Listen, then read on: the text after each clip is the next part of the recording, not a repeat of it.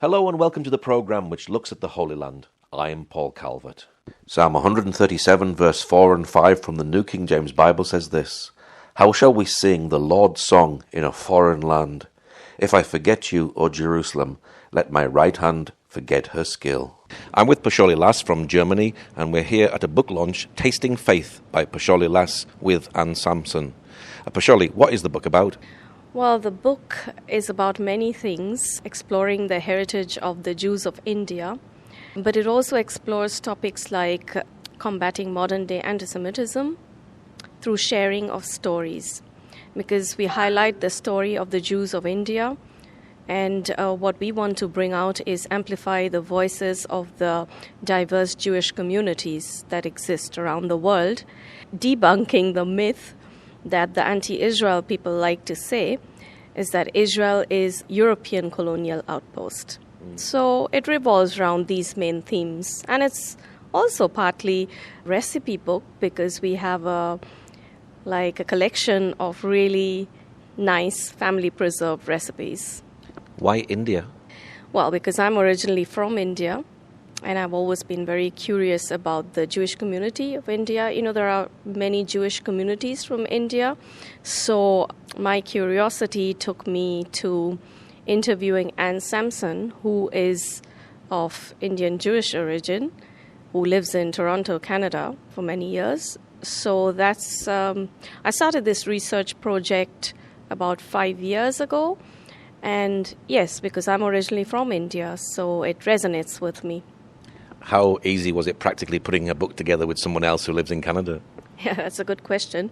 A large part of the interviewing process happened during Corona times, so of course Zoom played a big role. Yes, so I'm very thankful for online possibilities of meeting someone, even when we don't live in the same country. It was okay. How long did it actually take you to write the book? So the actual writing really didn't take much time. It was mainly the research project, which took a bit longer. So about, I would say, altogether 3 or 4 years. But I work on several different projects, so I've been kind of like postponing the writing. But since the 7th of October, I really felt like this needs to come out. This story needs to be shared because we are really sharing also perspectives on how to fight modern-day anti-Semitism through this story. Are there many Jews in India? You never really think of India having Jews there. Exactly. Thank you for asking me the question, because that is precisely why we want to bring this book out. I want to show how multifaceted and diverse country India is, and people tend to think of India as associated with only Hinduism or cows or yoga and whatnot, and like billions of people. But India had a very strong contribution from the Jews. The Jews, even though smaller in number, they contributed significantly to the cultural landscape, especially of India. So right now, there are not many Jews left in India, maybe about 5,000, if I'm not mistaken.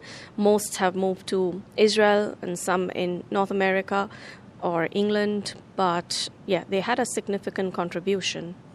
Are there synagogues in India, and do many of them dress more orthodox? Like, what do you mean by orthodox? Maybe like black, so you could actually identify them actually as a Jew? No.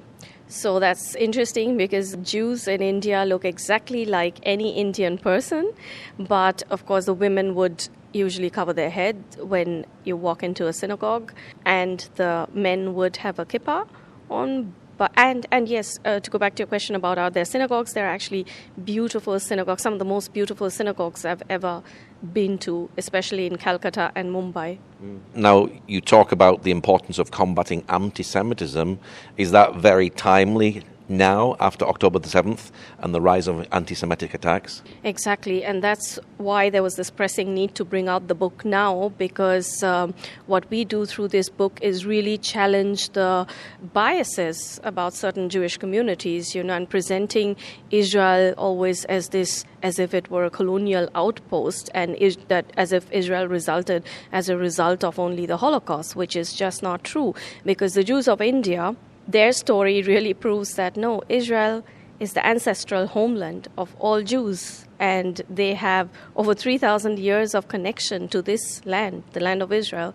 So this is very important to share this story, and not let it be erased, Have many Jews in India made Aliyah to Israel? Yes, most of them, yes. Yeah. What number would you have here now?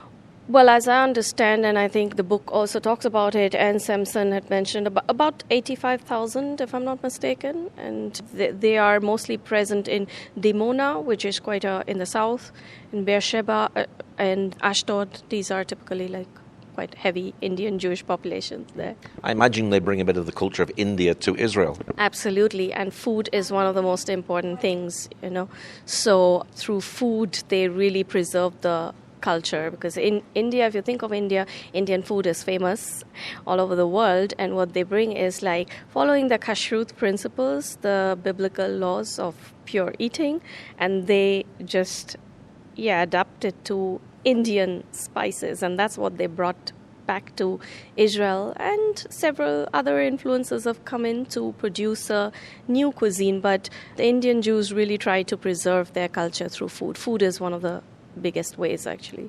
Yeah. And you're preserving that in some ways by having some recipes in the book as well. What sort of recipes do you have in the book?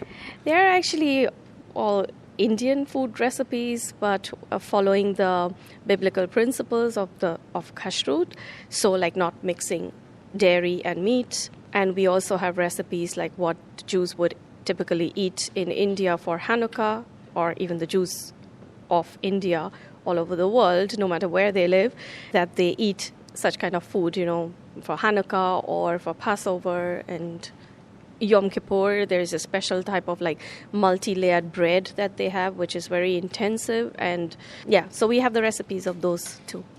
Who is your book aimed at? I would say it's aimed at both Jews and non-Jews. Jews, because, if the Jewish people themselves in the West especially, they need to know more about the diverse Jewish communities that exist, especially the Mizrahi Jews, the Jews of East, because if we don't have Jews knowing their communities, how do we expect non-Jews to know more about their communities? So it's aimed at Jews, but also to non-Jews and Indians as well, so that they become aware that there was this community which was really a light unto the nations, because they contributed so much to the well-being and welfare of their host nation, India. Now, the book is with Anne Sampson. What is a little bit of her story?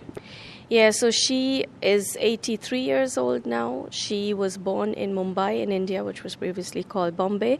She's of Bene Israel and Baghdadi Jewish background, so Yemenite Jewish, or from her mother's side of the family. And then what's unique about her life in India, and that's pretty much the story of most Jews, is that they never faced any anti-Semitism in India. So Jewish life really thrived in India. And then she moved to Canada for work with her family. And that's where they actually faced a lot of challenges of being accepted as equals within the Jewish community, within the North American Jewish community, so which was a real struggle for them, So since then, she worked very hard through education and advocacy, raising awareness for Indian Jews. Look, there exists this group of Jews in India. So she's a really resilient, powerful lady, and for years she's been fighting for equality of the Indian Jews and Jews from the Middle East to get equal footing, in the overall Jewish community. Is this your first book? No, this is my second book. So the first book was very different. It was on parenting, because I also have 5 children. So it was on raising kids when they're young. And now it's a passion project, because I'm really passionate about sharing the story of diverse Jewish communities. Now you have the book launch tonight. Who have you got speaking tonight? Oh, we have some very interesting and inspiring speakers. So we have the outgoing Deputy Mayor of Jerusalem, Fleur Hassan Nahum, speaking. I'm very glad that she's coming because her name carries this word Nahum, as you hear, and It's like her husband's family actually are the owners of the famous Nahum's Bakery in Calcutta or Kolkata in India. That's the city of my birth. And I've literally grown up. It's something like a legacy in Calcutta. So I'm really very happy that she's coming to speak with such a name, Nahum, attached to her name. And then we have Rabbi Doron Perez, who's a very inspiring man whose son is actually who was murdered on the 7th of October by Hamas terrorists and whose body is still being held in Gaza. So he's called Daniel Perez. So Daniel's father, Rabbi Doron Perez, is also going to speak. And then we have Professor Shalva Vail, and she is an expert on the Jews of India. She's a researcher at the Hebrew University of Jerusalem. And then we also have a passionate advocate for the Bene Israel community of Jews, Ariella Daniels. She lives in Jerusalem. And we have Sarah Sassoon, who's Iraqi Jewish lady, who's a educator and poet and writer. So she's going to speak about the connection of the Iraqi Jews and Indian Jews. What is your prayer for the book? My prayer is that it raises awareness that the Jewish people, Israel is really diverse, but they have a collective Jewish identity, and that their homeland is Zion, Israel. So the land of Israel is the home of all the Jewish people. And anybody who tries to disconnect them to the land of Israel is just in the wrong. And this message needs to go out. And how can people get a hold of your book? Are they on Amazon or a website? Yes, it is available on Amazon in most Amazon marketplaces globally. Well, Paushali, thank you very much for sharing today. Thank you so much. Thank you for joining us today. Pray that God will move by his mighty power in the Holy Land and bring his peace.